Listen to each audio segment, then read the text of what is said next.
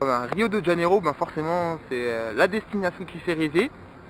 Mais outre le fait, c'est vrai, cet attrait un peu pour le Brésil, je pense que c'est important que chaque jeune se prépare pour Rio.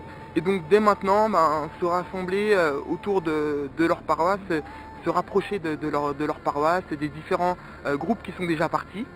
Et toute cette année, j'aimerais qu'il y a plein de jeunes qui se joignent à nous, ça c'est sûr, et qui fréquentent les différentes journées diocésaines qui vont être mises en place.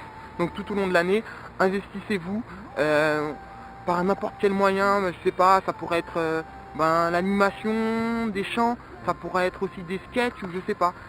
Soyez investis, pour chaque jeune, ça pourrait être peut-être le déclic.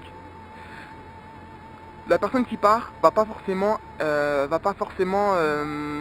partir dans le sens je vais avoir mon déclic. Elle va y aller comme ça pour visiter, mais elle va rencontrer, parce que moi j'en connais plein. Ça a été mon cas en 2008, ça a été pour des personnes très proches le cas en 2011 à Madrid.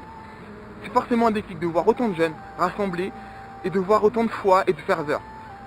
Donc forcément, moi j'invite tous ceux qui doutent, tous ceux qui un peu leur foi un peu branlante, un peu bancale, à aller là-bas, parce que forcément, je pense qu'on en ressort différent. La foi, forcément pour moi, elle est consolidée. Elle est consolidée. La coquille, la personne qui part avec une coquille vide, la coquille va forcément être remplie. Bon dia à todos. Donc Rio de Janeiro 2013, du 23 au 28 juillet 2013. Donc c'est la semaine officielle. Donc on sait qu'on va avoir une petite semaine diocésaine avant. On ne sait pas encore où.